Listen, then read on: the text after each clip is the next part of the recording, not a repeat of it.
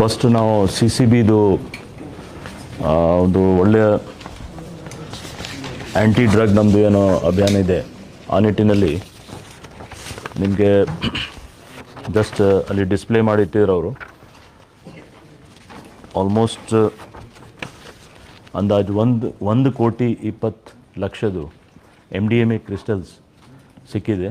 ಇದು Avalahalli police station ವ್ಯಾಪ್ತಿಯಲ್ಲಿ ನಮ್ಮ ಸಿ ಸಿ ಬಿ ಅವರು ಮತ್ತು ಅವಲಹಳ್ಳಿ ಪೊಲೀಸ್ ಅವರು ಸೇರಿ ಇದು ಮಾಡಿದರು. ಬನ್ನಿ, ಸಿ ಸಿ ಬಿ ಅವ್ರ ಹಿಂದೆ ಬನ್ನಿ. ಹಾಂ, ಮುಗಿದ ಮೇಲೆ ಬಂದ್ಬಿಡಿ, ಮುಗಿದ ಮೇಲೆ ಬಿಕಾಸ್ 4 ಇದೆ.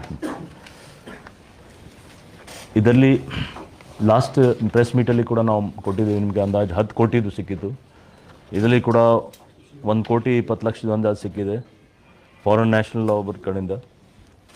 ಸೊ ಇದು ಭಾಳ ಸೀರಿಯಸ್ ಇಶ್ಯೂ ಇದೆ. ಅದಕ್ಕೋಸ್ಕರ ನಾವು ಎಲ್ಲದು ಲಿಂಕೇಜಸ್ ನೋಡ್ತಾ ಇದ್ದೀವಿ. ಇದು ಆಗಿ ವಿದಿನ್ 3-4 ಡೇಸ್ ಗ್ಯಾಪಲ್ಲಿ ಇದು ಎಲ್ಲ 2 ಕನ್ಸೈನ್ಮೆಂಟ್ ಸಿಕ್ಕಿದೆ. ಬಟ್ ಇದು ತುಂಬ ಜಾಸ್ತಿ ಇದೆ, 600 ಗ್ರಾಮ್ಸ್. ಅದು ಕ್ರಿಸ್ಟಲ್ಸ್ ತುಂಬ ಜಾಸ್ತಿ ಇಂಟರ್ನ್ಯಾಷನಲ್ ಮಾರ್ಕೆಟಲ್ಲಿ ಇದು ವ್ಯಾಲ್ಯೂ ಇದೆ. ಸೊ ಇದರಲ್ಲಿ ಸಿ ಸಿ ಬಿ ಪೊಲೀಸ್ ಅವರು ಮತ್ತು ನಮ್ಮ ಅವಲಹಳ್ಳಿ ಪೊಲೀಸ್ ಸ್ಟೇಷನ್ 2 ಸೇರಿ ಕೇಸ್ ಮಾಡಿದ್ದಾರೆ. ಸಂಬಂಧಪಟ್ಟ ನಾವು ಏನು ಡೀಟೇಲ್ಸ್ ಇದೆ, ಮೊಬೈಲ್ ಫೋನ್ ಸಿಕ್ಕಿದೆ. ಸೊ ಮೊಬೈಲ್ ಫೋನ್ ಆಧಾರದ ಮೇಲೆ ಇನ್ನೂ ಕೆಲವು ಮಾಹಿತಿ ನಮಗೆ ಸಿಗ್ಬೋದು ಅಂತ ನಾವು ನೋಡ್ತಾ ಇದ್ದೀವಿ. ಇದು ಫಸ್ಟ್ ಕೇಸ್ ಇದೆ. ಆರೋಪಿ ಫಾರಿನ್ ನ್ಯಾಷನಲ್ ಇದ್ದಾರೆ, ಅವರು ಡೀಟೇಲ್ಸ್ ಕೊಡ್ತೀವಿ. ಫಾರಿನ್ ನ್ಯಾಷನಲ್ ಯಾವುದು? ಹಾಂ, ಅದು ಎಲ್ಲ ಯಾಕೆಂದರೆ ನಿಮಗೆ ಗೊತ್ತಿರ್ಬೋದು, ಅದು ಓವರ್ ಸ್ಟೇ ಇರ್ತದೆ. ಆಮೇಲೆ ಕೆಲವು ಪಾಸ್ಪೋರ್ಟ್ಸ್ ಡೀಟೇಲ್ಸ್ ಸಿಕ್ಕೋದಿಲ್ಲ ಆ ಟೈಮಲ್ಲಿ. ಸೊ ಅವರು ಕೂಡ ಸ್ಮಾರ್ಟ್ ಇರ್ತಾರೆ. ಬಟ್ ನಾವು ಮೊಬೈಲ್ ಫೋನ್ ಸಿಕ್ಕಿದೆ, ಅದಕ್ಕೆ ನಮಗೆ ಪಾಸಿಟಿವ್ ಇದು ಇದೆ, ಕೆಲವು ಮಾಹಿತಿ ಸಿಗ್ಬೋದು. ಇನ್ನೊಂದು ಅಲ್ಲಿ ಡಿಸ್ಪ್ಲೇಯಲ್ಲಿ ನಮ್ಮ ಚೆನ್ನಮ್ಮಕಟ್ಟು ಸ್ಟೇಷನ್ ಪೊಲೀಸ್ ಸ್ಟೇಷನ್ ಅವರು ಒಳ್ಳೆ ಕೆಲಸ ಮಾಡಿ, ಇದು ಕಳೆದ 21ನೇ ತಾರೀಕು ಅಂದರೆ ಮೇ 21ನೇ ತಾರೀಕು 22ನೇ ತಾರೀಕು ಮಧ್ಯದಲ್ಲಿ ರಿಪೋರ್ಟ್ ಆಗಿತ್ತು. ತಕ್ಷಣ ಕೆಲವು ಟೆಕ್ನಿಕಲ್ ಆಧಾರದ ಮೇಲೆ ಅವರು ನಮ್ಮ ಟೀಮ್ ಅವರು ಸೌತ್ ಡಿವಿಷನ್ DCP, ACP ಮತ್ತು ಇನ್ಸ್ಪೆಕ್ಟರ್ಸ್ ಸೇರಿ ಇದು ಒಳ್ಳೆ ಕೆಲಸ ಮಾಡಿದ್ದಾರೆ. ಅಂದಾಜು 37 ಲಕ್ಷದ ಕ್ಯಾಶ್ ಮತ್ತು ಗೋಲ್ಡ್ ಮತ್ತು ಇನ್ನಿತರ ಸಿಲ್ವರ್ ಐಟಮ್ಸ್ ಹೋಗಿತ್ತು. ಈಗ ನಮಗೆ ನಮ್ಮ ಪೊಲೀಸ್ ಅವರು 25 ಲಕ್ಷದ ಅಂದಾಜು ರಿಕವರಿ ಮಾಡಿದ್ದಾರೆ. ಇದು ಒಳ್ಳೆ ರಿಕವರಿ ಇದೆ. ಇದರಲ್ಲಿ ಕ್ಯಾಶ್ ಮತ್ತು ಗೋಲ್ಡ್ ಎಲ್ಲ ಸೇರಿ. ಮತ್ತು 3 ಜನ ಆರೋಪಿಗೆ ನಾವು ಹಿಡಿದಿದ್ದೀವಿ. ಈ 3 ಜನ ಆರೋಪಿ, ಇನ್ನೊಬ್ಬ ಆರೋಪಿ ಅವರು ಇದ್ದಾರೆ, ಎಬ್ಸ್ಕೊಂಡಿದ್ದಾರೆ, ಹೆಸರು ಗೊತ್ತಾಗಿದೆ. ಅವ್ರಿಗೆ ಕೂಡ ನಾವು ಪತ್ತೆ ಮಾಡ್ತೀವಿ, ಹಿಡಿತೀವಿ. ಈ 3 ಜನ ಅವರು ಹೇಳಿಕೆ ಪ್ರಕಾರ ಸಾಕಷ್ಟು ಐಟಮ್ಸ್ ಅವ್ರ ಹತ್ರ ಕೂಡ ಇದೆ. ಇದರಲ್ಲಿ ನಾವು ಡೀಟೇಲ್ಸ್ ಕೇಸಸ್ ಅವ್ರದ್ದು ತೆಗೆದಿದ್ದೀವಿ, ಎಲ್ಲೆಲ್ಲಿ ಅವರು ಶಾಮೀಲಾಗಿದ್ದರು, ಹಳೆಯ ಅಫೆನ್ಸ್ ಏನಿದೆ. ಸೊ ಮುಂದಿನ ದಿವಸದಲ್ಲಿ ಅವ್ರ ಬಗ್ಗೆ ಯಾಕೆ ಸರಿಯಾಗಿ ಅವ್ರದ್ದು ಆ್ಯಕ್ಟಿವಿಟೀಸ್ ನಾವು ಕಂಟ್ರೋಲ್ ಮಾಡಲಿಕ್ಕೆ ಆಗಿಲ್ಲ, ಅದ್ರ ಬಗ್ಗೆ ಕೂಡ ಚಿಂತನೆ ಮಾಡ್ತೀವಿ. ಪ್ಲಸ್ ಮುಂದೆ ಈ ಥರ ಆಗಬಾರ್ದು ಅಂತ ನೋಡ್ಕೊಳ್ತೀವಿ. ಸೊ ಸದ್ಯಕ್ಕೆ ಇದರಲ್ಲಿ 3 ಜನ ಆರೋಪಿ ಅವ್ರಿಗೆ ನಾವು ಅರೆಸ್ಟ್ ಮಾಡಿದ್ದೀವಿ. ಇದು ಡೀಟೇಲ್ ನಮ್ಮ ಹತ್ರ ಕೊಟ್ಟಿದ್ದೀವಿ. ಇನ್ನೊಂದು ಸಿ ಸಿ ಬಿ ಅವರು ನಮ್ಮ ಡೈರೆಕ್ಷನ್ ಮೇಲೆ ಮತ್ತು ಅವರು ರೆಗ್ಯುಲರ್ ಆಗಿ ಚೆಕ್ ಮಾಡ್ತಾರೆ. ನಿಮಗೆ ಗೊತ್ತಿರ್ಬೋದು, ಆಗಾಗ ನಾವು ಬೇರೆ ಬೇರೆ ಟೈಮಲ್ಲಿ ಸರ್ಪ್ರೈಸ್ ಆಗಿ ಜೈಲ್ಗೆ ನಾವು ಚೆಕ್ ಮಾಡ್ತೀವಿ. ಸೊ ನಿನ್ನೆ ಕೂಡ ಅವರು ನಮ್ಮ ಸಿ ಸಿ ಬಿ ಟೀಮ್ ಅವರು ಬೆಳಗ್ಗೆಯಿಂದ ಮಧ್ಯಾಹ್ನ ತನಕ ಪರಪನಗರ ಜೈಲ್ಗೆ ಸರ್ಪ್ರೈಸ್ ಆಗಿ ರೇಡ್ ಮಾಡಿದರು. ಅಷ್ಟು ಬೇರೆ ಬೇರೆ ಟೈಪ್ ಐಟಮ್ ಸಿಕ್ಕಿದೆ, ಎಲ್ಲ ನಾವು ಕೊಟ್ಟಿದ್ದೀವಿ. ಟೋಟಲ್ ಅಮೌಂಟ್ ಅಷ್ಟು ಏನು ಸಿಕ್ಕಿಲ್ಲ. ಬಟ್ ಎಸ್, ಅಲ್ಲಿ ಕೆಲವು ಚಾಕು ಅಥವಾ ರಾಡ್ಸ್ ಅಥವಾ ಈ ಥರ ಏನಾದರೂ ಪ್ರೊಹಿಬಿಟೆಡ್ ಐಟಮ್ಸ್ ಏನಿದೆ ಅದು ನಾವು ಪತ್ತೆ ಮಾಡ್ತೀವಿ. ಯಾಕೆಂದರೆ ಮೊನ್ನೆ ತಾನೇ 2-3 ಡೇಸ್ ಬ್ಯಾಕ್ ಅಲ್ಲಿ ಒಬ್ಬ ಜೈಲ್ ಸ್ಟಾಫ್, ಔಟ್ಸೋರ್ಸ್ ಸ್ಟಾಫ್ ಅವರು ಪ್ರೊಹಿಬಿಟೆಡ್ ಐಟಮ್ ತೊಗೊಂಡು ಅಲ್ಲಿ ಒಳಗೆ ಹೋಗ್ತಾಯಿತ್ತು. ಅವ್ರದ್ದು ಅಲ್ಲೇ ಅವರೇ ಹಿಡಿದಿದ್ರು. ಸೊ ಆ ಆಧಾರ ಮೇಲೆ ನಮಗೆ ಕೂಡ ಮತ್ತೆ ಇನ್ನೊಂದು ಸರಿ ವೆರಿಫೈ ಮಾಡೋಣ ಅಂತ ನಾವು ಸರ್ಪ್ರೈಸ್ ಚೆಕ್ ಮಾಡಿದ್ದೀವಿ. ಇದು ಕಂಟಿನ್ಯೂಸ್ ನಮ್ಮದು ಎಫರ್ಟ್ಸ್ ಇರ್ತದೆ ಇದರಲ್ಲಿ. ಇದು as part of our crime control ನಾವು ಮಾಡ್ತಾ ಇರ್ತೀವಿ, ಇನ್ನು ಮುಂದೆ ಮಾಡ್ತೀವಿ. ಯಾವುದು ಸಿ ಸಿ ಬಿ ರೇಡ್ ನಿನ್ನೆ ಆಗಿದೆ, ಕೇಸ್ ಒಂದಾಗಿದೆ.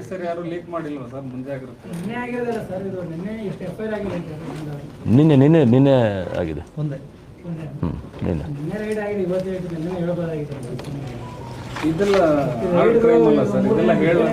ಆಯಿತು. ನಾವು ಅಲ್ಲಲ್ಲ ಈಗ ಇದು ಇಲ್ಲ ಪ್ರೆಸ್ ಮೀಟ್ ನಾವು ಇಲ್ಲ ನೀವು ಅಲ್ಲ ನಾವು ಇದು ಮಾಡಿ ಸ್ಟ್ರೀಮ್ಲೈನ್ ಮಾಡ್ತೀವಿ ಸ್ಟ್ರೀಮ್ಲೈನ್. ಇನ್ನೊಂದು ಕಂಟಿನ್ಯೂಸ್ ಆಗಿ ನಮ್ಮ ಫಾರಿನರ್ಸ್ ಯಾರು ಓವರ್ ಸ್ಟೇ ಮಾಡ್ತಾಯಿದ್ದಾರೆ ಅಥವಾ ಯಾರ್ದು ಪಾಸ್ಪೋರ್ಟ್ಸ್ ಸರಿ ಇಲ್ಲ ಅಥವಾ ಕೇಸಸಲ್ಲಿ ಇನ್ವಾಲ್ವ್ ಆಗಿದ್ದಾರೆ ಅವ್ರ ಬಗ್ಗೆ ನಮ್ಮದು ಡಿಟೇಲ್ ಕಂಟಿನ್ಯೂಸ್ ಆಗಿ ಆಪ್ರೇಷನ್ಸ್ ನಡೀತಾ ಇದೆ. ಆ ನಿಟ್ಟಿನಲ್ಲಿ 14th ಸೆಪ್ಟೆಂಬರ್ಗೆ ನಾವು ಒಂದು ಸ್ಪೆಷಲ್ ಡ್ರೈವ್ ಮಾಡಿದ್ದೀವಿ.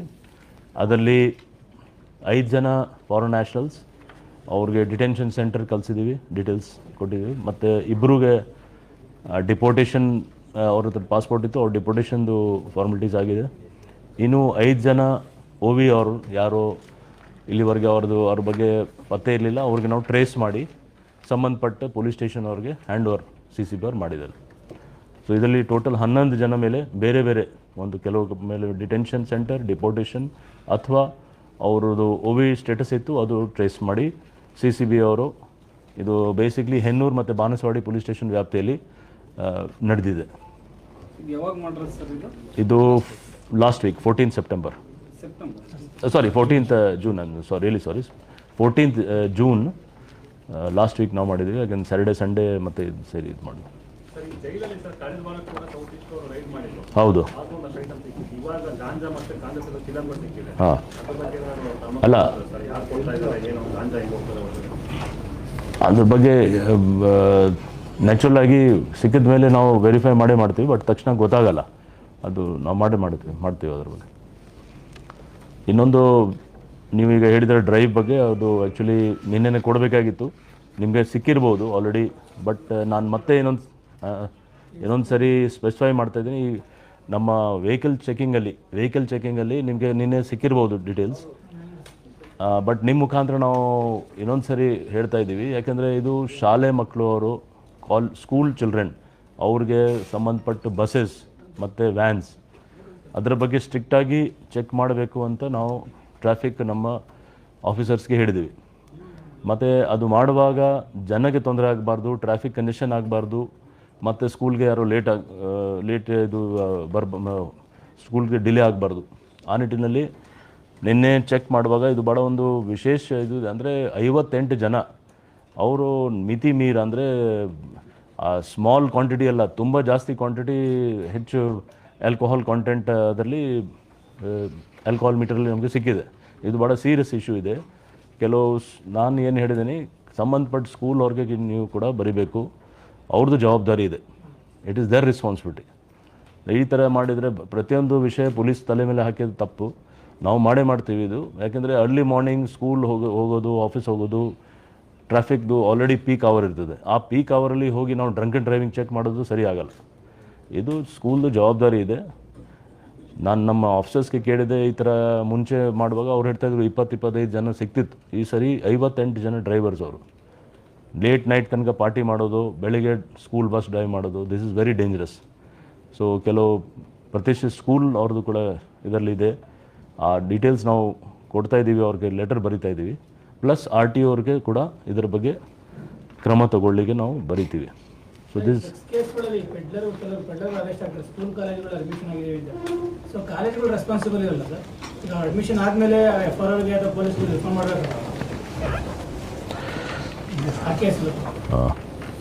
ಯಾಕೆ ಆ ಥರದ್ದು ಶಾಲಾ ಕಾಲೇಜುಗಳ ಮೇಲೆ ಇದುವರೆಗೂ ಒಂದು ಕೇಸ್ ಮಾಡಿಲ್ಲ? ಯಾವುದು ಸುಮಾರು ಜನ ಫಾರಿನ್ ನ್ಯಾಷನಲ್ಸ್ ಕಡೆ ಫಾರ್ಮ ಈ ಫಾರ್ಮ ಅಂತ ಸೇರ್ಕೊಂಡಿರ್ತಾರೆ, ಆಮೇಲೆ ನಿಮ್ಮಲ್ಲಿ ಸಿಗಾಕಂತಾರೆ ಪೊಲೀಸ್ ಅವ್ರಿಗೆ. ಬಟ್ ಇದಾದ ನಂತರ ಅವ್ರಿಗೆ ಯಾಕೆ ಅಡ್ಮಿಷನ್ ಕೊಟ್ರಿ ಅಥವಾ ಅವ್ರ ಚಟುವಟಿಕೆ ಮೇಲೆ ಯಾಕೆ ತಿಳಿಸಿಲ್ಲ, ನೀವು ಯಾಕೆ ಅವ್ರ ಮೇಲೆ ಒಂದು ಅಲ್ಲಲ್ಲ, ಇದು ಈಗ ಬಾಡಿಗೆ ಕೊಟ್ಟು ಓನರ್ ಮೇಲೆ ಮಾಡ್ತೀರಾ? ಈಗ ಸ್ಕೂಲ್ ಕಾಲೇಜಿಗೆ ಅಡ್ಮಿಷನ್ ಆದ್ಮೇಲೆ ಅವ್ನಿಗೆ ರೆಸ್ಪಾನ್ಸ್ ಇರುತ್ತಲ್ಲ ಸರ್, ಕಾಲೇಜಿಗೆ ಸ್ಟೂಡೆಂಟ್ ಬಂದ ಇದಾನೆ ಇಲ್ಲ ಒಂದು ಎಫ್ ಇನ್ಫಾರ್ಮ್ ಮಾಡಬೇಕಲ್ವ? ಇಲ್ಲ, ಕಾಲೇಜ್ ಅವ್ರು ಇನ್ಫಾರ್ಮ್ ಮಾಡಲೇಬೇಕು, ಜವಾಬ್ದಾರಿ ಇದೆ ಅವ್ರದ್ದು. ನೋಡ್ತೀವಿ ನಾವು ಅದ್ರ ಬಗ್ಗೆ ವಿಚಾರಿಸ್ತೀವಿ. ನಾರ್ತ್ ಈಸ್ಟಲ್ಲೇ ಜಾಸ್ತಿ ಇವರೇ ಡ್ರಗ್ಸ್ ಇದೆ, ಬರೀ ಬಾಗ್ಲೂರು ಇನ್ನೂರು ಈ ಕಡೆ ಭಾಗದಲ್ಲೇ ಆಗಿದೆ ಸರ್. ನೋಡೋಣ, ನಾನು ನಮ್ಮ ಆಫೀಸ್ ಮಾತಾಡಿ ಇದ್ರ ಬಗ್ಗೆ ವಿಚಾರಿಸ್ತೀನಿ. ಇನ್ನೊಂದು, ಯಾಕೆಂದರೆ ನಿನ್ನೆ ನಿಮಗೆ ಸಿಕ್ಕಿದ್ದು ಇದು ಸ್ಕೂಲ್ಸ್ದು, ಬಟ್ ಇವತ್ತು ಮತ್ತೆ ಇನ್ನೊಂದು ನಿಮ್ಮ ಮುಖಾಂತರ ಅವೇರ್ನೆಸ್ ಆಗಬೇಕು. ನಮ್ಮ ಉದ್ದೇಶ ಪೆನಲ್ಟಿ ಇದು ಮಾಡಬೇಕು, ಅವ್ರಿಗೆ ತೊಂದರೆ ಮಾಡಬೇಕು ಅಂತ ಇಲ್ಲ. ಅವೇರ್ನೆಸ್ ಇದ್ದರೆ ಖಂಡಿತ ಅವರು ಕೂಡ ಆ ಥರ ಜಾಗೃತಾಗಿ ಅವರು ಬೇರೆ ಬೇರೆ ರೀತಿಯಿಂದ ಕಂಟ್ರೋಲ್ ಮಾಡಬೇಕು ಅಂತ ಅವ್ರ ಅಡ್ಮಿನಿಸ್ಟ್ರೇಷನ್ ಕಡೆಯಿಂದ ಮಾಡಬೇಕು. ಅವರು ನಮಗೆ ಅಲ್ಲಿ ಮೇನ್ ಮುಖ್ಯ ಇದೆ, ಅವೇರ್ನೆಸ್ ಕ್ರಿಯೇಟ್ ಮಾಡಿ ಕಂಟ್ರೋಲ್ ಮಾಡಬೇಕು.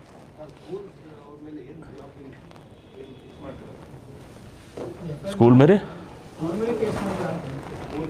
ಹಾಂ, ಈ ಡ್ರಂಕ್ ಅಂಡ್ ಡ್ರೈವಿಂಗ್ ಈಗ ನಾವು ಗಾಡಿ ಇದೆ, ಗಾಡಿರೋ ಡ್ರೈವರ್ ಇದೆ, ಸುಮಾರು ಅದರಲ್ಲಿ ಕೆಲವು ಲೀಸ್ಡ್ ಔಟ್ ಇರ್ತದೆ, ಕಾಂಟ್ರಾಕ್ಟ್ ಮೇಲೆ ಇರ್ತದೆ, ಪ್ರೈವೇಟ್ಲಿ ಹೋಗ್ತಾರೆ, ಸುಮಾರು ಬೇರೆ ಬೇರೆ ಇರ್ತದೆ. ಅದರ ಮೇಲೆ ಏನಿದೆ ಅದ್ರ ಮೇಲೆ ಕ್ರಮ ತಗೊಳ್ತೀವಿ. ಇನ್ನೊಂದು ಮುಖ್ಯವಾಗಿ ನಾವು ನಮ್ಮ ಸೋಷಿಯಲ್ ಮೀಡಿಯಾ ಮಾನಿಟ್ರಿಂಗ್ ಒಂದು ಸ್ವಲ್ಪ ಚುರುಕು ಮಾಡಲಿಕ್ಕೆ ನಾವು ನಮ್ಮ ಸ್ಟಾಫ್ ಅವ್ರದ್ದು ಒಂದು ಮೀಟಿಂಗ್ ಮಾಡಿದ್ದೀವಿ ನಿನ್ನೆ ಆಗಿದೆ. ಸೊ ದಿಸ್ ಇಸ್ ಬೇಸಿಕ್ಲಿ ನಮ್ಮದು ಇಂಟರ್ನಲ್ ಮ್ಯಾಟ್ರ್ ಇದೆ. ಆದರೂ ನಿಮ್ಮ ಮುಖಾಂತರ ಹೇಳ್ತಾ ಇದ್ದೀನಿ, ನಾವು ಯಾವುದು videos, viral videos which are fake news, hate speeches ಅಥವಾ ಬೇರೆ ಪಬ್ಲಿಕ್ ಬೇರೆ ಬೇರೆ ಥರ ರಾಂಗ್ ಮೆಸೇಜ್ ಹೋಗಲಿಕ್ಕೆ ಅಂಥ ಯಾವುದು ಇದ್ದರೆ ನಾವು ಅದರ ಬಗ್ಗೆ ನಿಗಾ ಇಡ್ತೀವಿ.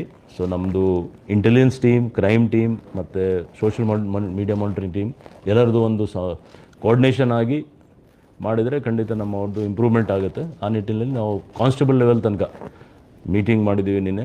ನಮ್ಮ ಎಲ್ಲ ಆಫೀಸರ್ಸ್ ಕೆಲವು ವಿಷಯ ಹಿಡಿದ್ರೆ, ಯಾಕೆಂದರೆ ಡೇ ಬೈ ಡೇ ಸೋಷಿಯಲ್ ಮೀಡಿಯಾದು ತುಂಬ ಯಾವ ರೀತಿ ಡೆವಲಪ್ಮೆಂಟ್ ಪ್ರೋಗ್ರೆಸ್ ಅಲ್ಲಿ ಆಗ್ತಾಯಿದೆ, ಅದೇ ರೀತಿ ನಮ್ಮ ಪೊಲೀಸ್ ಡಿಪಾರ್ಟ್ಮೆಂಟ್ ಕೂಡ ತಕ್ಕಂತೆ ನಾವು ಕೂಡ ನಮ್ಮ ಆಫೀಸರ್ಸ್ ಮತ್ತು ಮೆನ್ನಿಗೆ ಸೆನ್ಸಿಟೈಸ್ ಮಾಡಬೇಕು. ಆ ನಿಟ್ಟಿನಲ್ಲಿ ನಿಮ್ಮವ್ರ ಮುಖಾಂತರ ಹೇಳಬೇಕಂದ್ರೆ, ಯಾವುದು ಫೇಕ್ ನ್ಯೂಸ್ ಅಥವಾ ಯಾವುದು ನ್ಯೂಸ್ ಇದ್ದರೆ ಅದರಲ್ಲಿ ಕ್ರೈಮ್ ಆಗಿದರೆ ಖಂಡಿತ ನಮ್ಮ ಗಮನಕ್ಕೆ ತಂದರೆ ನಾವು ಅದ್ರ ಮೇಲೆ ಆ್ಯಕ್ಷನ್ ತೊಗೊಳ್ತೀವಿ. ಬಟ್ ಅನ್ನೆಸೆಸರಿ ನ್ಯೂಸ್ ಸ್ಪ್ರೆಡ್ ಮಾಡೋದು, ಗಲಾಟೆ ಆಗೋದು, ಆಸ್ಪತ್ರೆ ಕೊಡ್ತದೆ ಅಂಥವ್ರಿಗೆ ನಾವು ಬಿಡಲ್ಲ.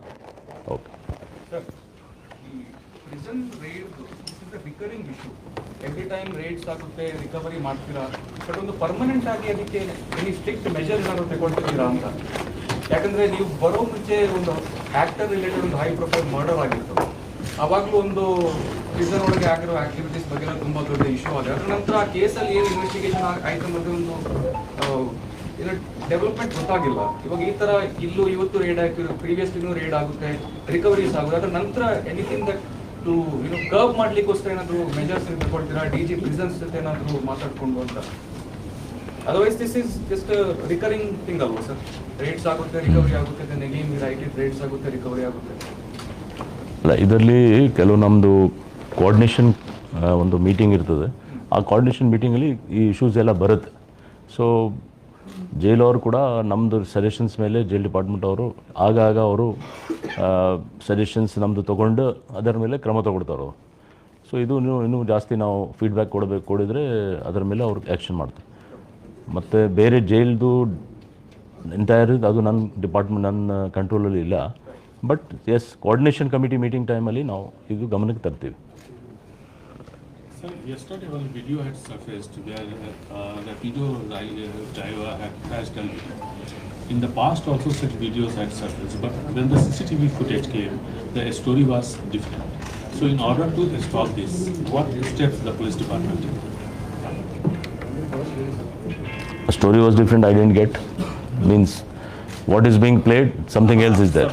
The first video shows that Exactly, for that reason we are having these type of sensitization programs among our staff, and through them we will try to also tell you that what has happened. Yesterday's thing, idu agide actually 2 days back, 2 or 3 days, now it is the 3rd day, and we have requested the concerned victim to give complaint.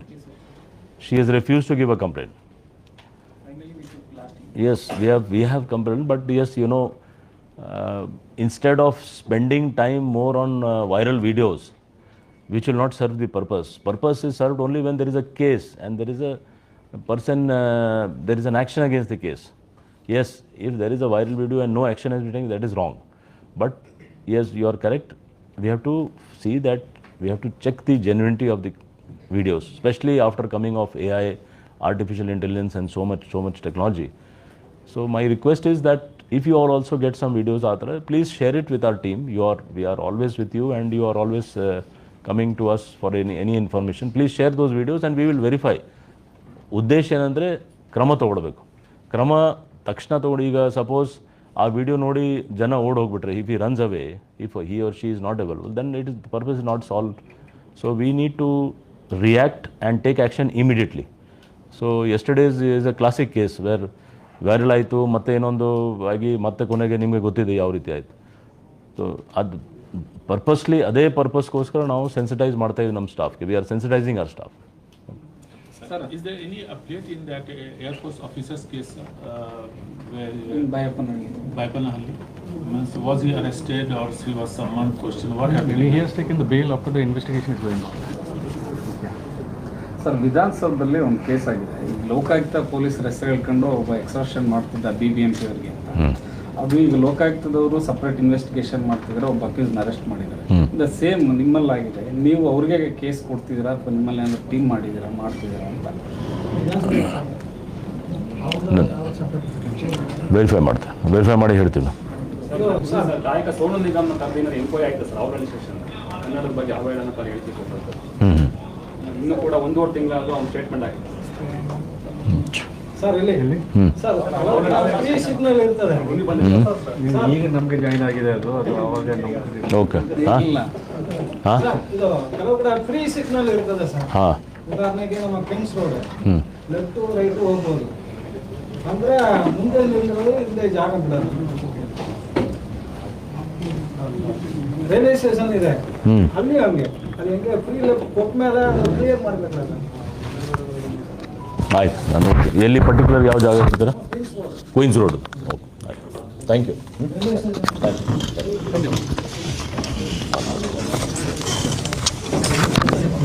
just